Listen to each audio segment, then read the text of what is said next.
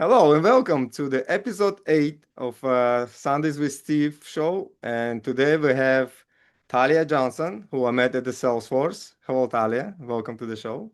Hi. Thanks, Steve, for inviting me. It was great meeting you and Kate at the Agent Force World Tour in New York City a few months ago. I am an account executive at PDF Butler, where we provide fast and flexible document automation to our customers around the world. I'm also a Salesforce User Group Leader in Gainesville, Florida, and I have a background in design and workshop facilitation. Wow, very impressive. It was very impressive to meet you with your level of energy was unmatched. You're great with people, just unbelievable. If you don't mind to Thank you. share with everybody, how did you get into the Salesforce? Yeah, it's kind of a story that I've heard many times from some people, but mine maybe is unique to others. I got into it through some Salesforce career development programs. I heard about Salesforce on a podcast. The podcast was about financial independence, and this was offered as a career that could get you to financial independence faster with a lot of flexibility in your schedule and just a lot of career opportunities for growth. And so I joined something called Super Mums, which is out of the UK. That's why they say Super Mums and not Super Moms. And then I joined another program called Talent Stacker that really kind of launched me into the place I'm at now because the community was such a big part of it, and the networking and the connections I made really led to a lot more opportunities from that point on. And yeah, that's really how I got started.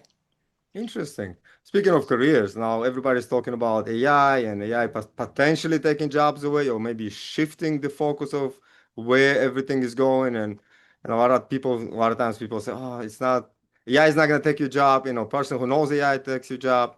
Right. Uh, how soon do you think it's this shift? Well, I know it's happening now, but how soon Hmm. do you think, in your opinion, this AI takeover, I don't want to call it takeover, but Right. how soon do people gonna rely on AI so much that they're gonna just create new jobs and let's just Yeah. go with the new wave of things? Yeah. Well, I see that this obviously this change is already happening. People are feeling the effects of it through layoffs that are as a result of companies shifting their focus to AI or replacing certain roles with AI options and agents. But to know, when the shift will completely happen, I obviously don't have a crystal ball, but it's probably going to be faster than we think.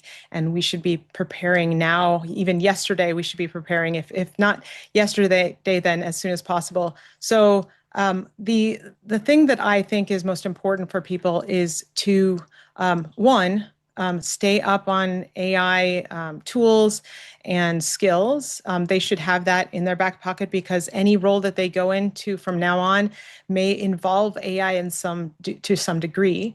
Whether or not they're going to be at the center of it, kind of managing agents, or if they need to use AI to just keep up the pace of with technology and being able to scale themselves as in their own role.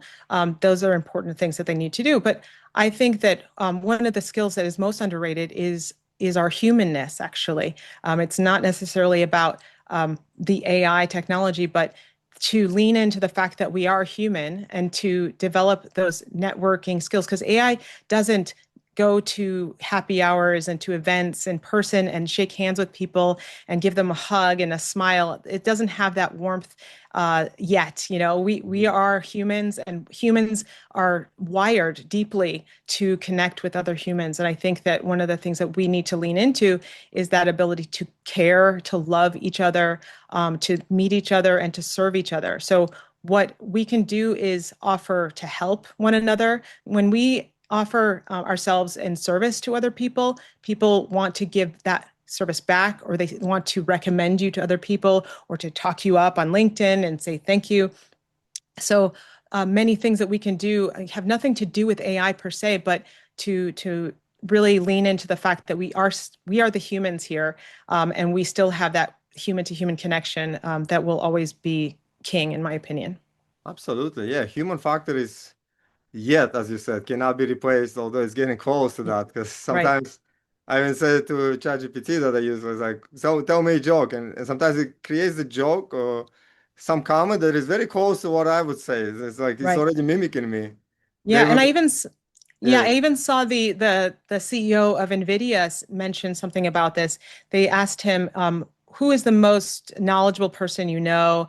And he said, I know where you're going with this question, but I hope this wasn't an AI video, but it may have been. But anyway, the idea was there that he said it wasn't about the knowledge because, AI has all the knowledge in the world and more than any human can kind of retain. But AI doesn't have the wisdom that a human has at this point. We have the wisdom of being alive, of having taste, having opinions, and knowing what is right and wrong. And Mhm. so AI is just learning about those things, and probably will take a while to catch up to our wisdom. And so he said he is looking for people who can be wise, making decisions about what AI can do and what they do in general. But AI is a knowledge base. It can spit out a lot of great things that can help you to do your jobs, help you make decisions. But it's really humans that has the wisdom that we should be relying on. Yeah, because I just recently read somewhere that soon enough, AI will be probably the most trusted, I don't know, trusted or the most informative person or entity that would know everything about us. Like we're Right. asking medical questions, work-related questions, Yep. update my resume questions, like all of this stuff about AI, and then they remember, right? And they use it. So to the next question, like how did AI change Salesforce ecosystem? Because very professional in Salesforce. How do you see this change in the past a year or so Right. with the use of AI? Yeah, well, Salesforce, the company, is really pushing hard for their customers to go all in on AI. Hmm. They're moving, obviously, to agentifying everything. They may even change the whole company's name. They've changed the name of their products. They've changed the name Oh. of certifications to include Agentforce. And the people that are that are Salesforce professionals, they are a little bit feeling a little bit uncertain, and many of them are skilling up. That is probably the best thing that they can do, learning how to manage these agents, create the agents, and use AI in conjunction with Salesforce in their roles. And it will probably allow them to do more with less time, with less skills. You don't necessarily have to be a developer to be able to do some Hmm. development within Salesforce with the help of AI. But of course, the wisdom that comes with years of experience, there will be certain people that will be necessary to provide that wisdom, and that long-term knowledge and area of expertise that they have. But there'll be a lot. It'll be a lot easier for people to create flows or to do other things that may have taken them years to master. That they can just ask the agent to perform for them. Now, this may mean that a company needs less staff members, but it also may mean that the company can grow faster and that they do need more people to help manage things. So there's a push and a pull. There's a kind of a shrinking of certain traditional roles and responsibilities, but then there may be a growth in other areas. Hmm. And it's one of the things that I like to tell people when they, even struggle to get a job or get started in something like Salesforce or any career is to make something, to build something yourself, to have an idea and then build it to show people what you can do. So if you are saying, hey, I've been on Trailhead, which is Salesforce's free platform for learning. I've been on there and I've done a bunch of learning, but you haven't really shown them what you can do kind of independently with all the skills that you should have right now with AI being able to help you build things. That isn't going to help you as much as saying, I built this whole thing. Look what I did with the knowledge I have. I can show it off to an employer. I can talk about it on LinkedIn. I can make a website about it. I can do all kinds of things with AI. Now we have tools to kind of maybe even make our own app that goes with Salesforce and then put that on the App Exchange. Make your own business. Be a one-person independent consultant that can do more with less because we have AI's assistants now. So those kinds of things are shifting. We have the ability to do a range of things, and I think that people need to wake up and kind of do uh, do a shift, do a mindset shift in what how they approach their careers. Wow, you just answered like next five questions that I had in mind. Yeah, so it's like you're reading my mind. I don't know if you have AI installed somewhere here Yes, that read yes. my mind. But for somebody who is learning about AI, right? Obviously, I work at a big company. I work in corporate world for the last like 25 years, right? And for somebody who is maybe younger generation now, like as I mentioned before, right, to you before the call, that I do have two kids out of college already, kids Hmm. older than me already. Yeah, I And know. they have very different understanding of technology and AI and everything. Right, And we grew up before internet. When I tell my kids I'm older than internet, because I right, believe internet started in 1998 or something, and they're like, "Oh my God, how the dinosaurs walking by your room?" I was like, right. right. But if imagine like you have so much expertise right now in terms of AI, in terms of what you do, and you six times nominated speaker. The list is long of what you do right now. But imagine you have nothing, and somebody like me who's trying to learn, hence doing this Sundays with Steve show, where I could learn from the experts like yourself and try to get those new skills and just prepare for whatever is coming. Imagine you have nothing. What would be your steps in the next 90 days on what would you Hmm. do to get it back or maybe, and then some? Yeah. Well, thinking about the kids that you spoke of, I actually have my own kid. He's 22 years old. Oh, same He's mine. taken a path that is not a path through college because the career that he is trying to achieve is not one where a college degree is necessarily necessary or wise. If we're talking about wisdom, right? So he wants to be a music producer. So Oh, and he an artist, and he's produced some albums. He wants to be able to create music for games. Now, this is something obviously that could be replaced by AI, right?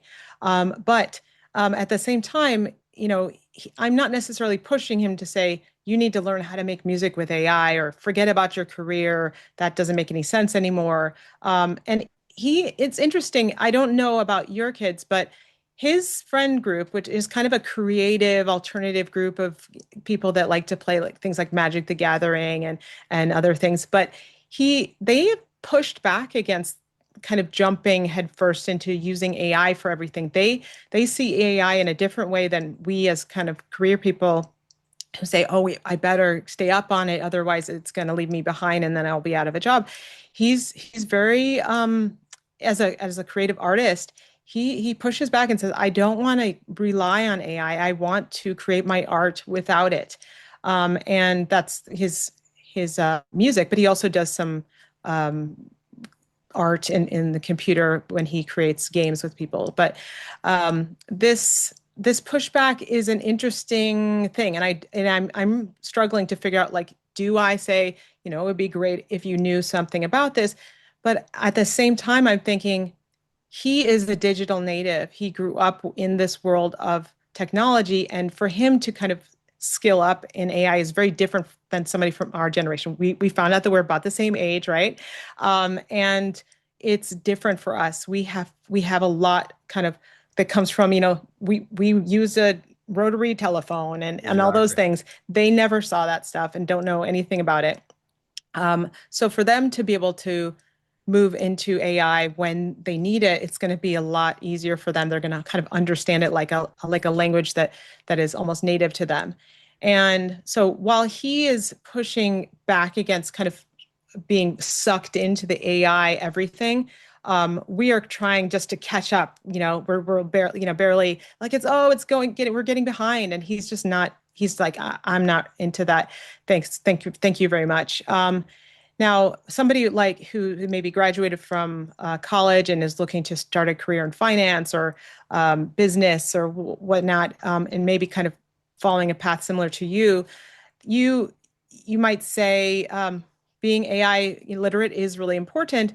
But I think that they're just going to get it. They're going to get it so much easier. And I think when people talk about, oh, those internship jobs and the first level jobs are disappearing everywhere. Well, with AI, those young people can be at kind of a whole different level than what we were as interns and Mhm. kind of freshers, as they call them. They can use AI to kind of scale up quickly without as much help from internal resources. They can write professional emails with the help of AI. They can get AI to tell them, what do I do here? And, they can be at a second level, like a multi-year level in whatever career that just because AI is already available and doing a lot of the work for them.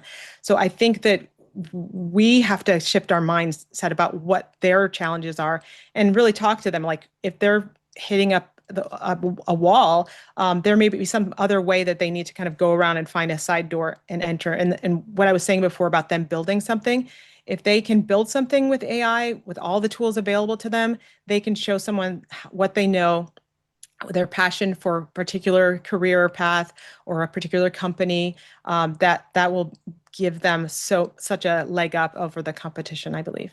Interesting that out of two older kids, I have a younger also, one is 10 years old. So I have 22, 21, and 10. Yeah.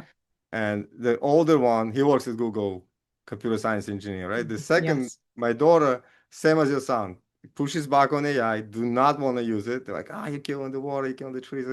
And Right. she graduated as a designer, Hmm. yet to find herself, right? But she also interesting that I see exactly what you're saying. These 20 somethings right now, this generation, they are pushing back. But it's very interesting how you brought it up that we shouldn't compare them to what we went through Hmm. in our time when we were interns or beginning stages of career. And this opens you open my mind a little more towards it. Like we do need to maybe let them, because sometimes I do Right. want, I was like, but how hard is it? And just go to AI, ask you questions, we'll give you suggestions, go from it. And they're like, no, no, no, I want to do, or same thing with creating. She likes to create stuff out of nothing Right. and create Right. art. And she's like, Yep. no, I want to do Right. it myself, human, And I human. I have a 13-year-old who is creating comic books, and he creates them with a pencil on paper as opposed to using some kind of digital tool. And, we've talked about taking those pencil drawings and then kind of digitizing them so he can color them and correct things and change certain things. But he's starting from, it's almost like caveman art, compared to what, is the possibilities today. But he's determined to do make art in that way. And so it's fascinating to me that push and pull. I think um, every big shift in technology and culture has this kind of push and pull of people who are going to do it the kind of artisanal way, to kind of stay kind of traditional, and then and people who are going to just say, "Oh, let's go all in," and maybe without a lot of wisdom, they're going all in. And but I think holding back is a certain kind of wisdom, to look at it with circumspect and just being circumspect is what I meant to say, and that can serve them well. They can develop their skills, which I think we're really afraid that people are losing skills of doing things by hand. Yeah. But I think that those young people today that are saying, no, I want to do it by hand. I want to make my bread. I want to do whatever. I want to create art with paint or whatever. That they are going to that's going to serve them well because they're going to understand light and color and all those things and not just kind of rely on technology to do it all for them. Yeah. I think I could talk to you for hours, I think. Even when we Yes. met, we were like, we keep talking. But, just to be mindful of the time that we have, right? Because I know you also have meetings to go to and things to do. Um, so we're kind of figure that let the younger kids figure it Right. out Right. themselves. And They'll I'm be sure they're fine. going to be ahead of us. They'll be fine. But what would you give one piece of advice? So two questions left, right, for the Hmm. interview. One piece of advice to somebody who maybe wants to change their career to get where you are, like where they want to learn more skills and more to advance themselves to be ahead of the all this wave. And the second would be, well, let's do this one, and then the Yeah. final was the Yeah. final. Yeah. Okay. So a piece of advice for someone wanting to change their career, I would say, one, sign up for LinkedIn today, if you haven't already. Um, if you have, I hope you've decided what career you want, but maybe you're still exploring, and that's fine too. But let's say you know what career you want. I would say you want to set up your LinkedIn profile to kind of scream, I am interested in this career, or here's how I am learning, developing my skills in this career. And I did that when I started. I changed my header. I made my the headline at the top to kind of say I was that person. I was a Mhm. Salesforce administrator, even though I was a Salesforce professional, is what I said. Before I even was certified, I was a Salesforce professional because I am learning this skill and I am dedicated to this career. I am seeking employment. I didn't necessarily, just say, hire me, hire me. I just kind of lived it before it became a reality. And I connected with the community of people who are doing this career. I'm sure there's people in whatever career you want who are available somehow to connect with, whether it's through LinkedIn or through in-person meetups. There's probably people who develop things in different ways. You can meet up with them, get mentors. Mentorship can be done in many different ways. You can ask a friend, do you know anybody who this? I want to talk to them on the phone. Let's have a little coffee chat. You find someone on LinkedIn, you meet up at a group and they meet you and they kind of have a connection with you. And then the other thing is, it's silly, but if you can't seem to find anybody in person, or if you want to supplement that kind of conversation, use use a use an LLM to talk to that LLM and say, I would like to, you are an expert in this. You are my mentor in X career, and I need your advice because I want to transition to this. I'm from here to there. What do I need to do? And then you can talk about it in a chat, continuously updating it on what you've done and what it suggests you do, and then take action. Set some goals for yourself, small goals, divide them up. You have a big goal. I want to get a job in XYZ, and then kind of work back from there and then say what you're going to do in the next 2 weeks and then do it. That's That's it. great. That's great. Speaking of the platform, like if I want to talk, like what would be your a go-to number one between say ChatGPT, we have Claude AI, we have Grok, and this dozens, if not hundreds, different AI Right. now popping up. What is your go-to? Like my sister Yeah, Kate, the advice that you I've make, she uses Claude. Like I use yeah, I've ChatGPT. started with ChatGPT, then went to Claude, and um, I've been using Claude for a while. I like at the time I was interested in the fact that I could do projects, and now I you can do a lot of that in ChatGPT. But if you look online, if you even ask an LLM, you can say uh, which one is better for what I want to do. Like, do I want to develop a project, or do I want it to do coding for me, or because there's some things that are connected to each one that you can do different things. Do you want it to make images? Claude is going to be terrible at images and graphics. You don't want to do there. So there's different ones that are better at certain things. So you can jump around. Obviously, the context is really helpful to stay in within one LLM. But if you need to make an image over here, go over and go to the right one that is best for that. Wow, that's a great advice. I appreciate your time today. This is so much interesting information, and we'll post this interview later in LinkedIn. I really appreciate your time. Thank you so much for joining, Yeah, and hope it was my we'll pleasure. continue communicating Yep, in different I'm looking events. forward to seeing how this turns out. Thank you so much for having me. It was a pleasure. I'm happy to talk about this anytime.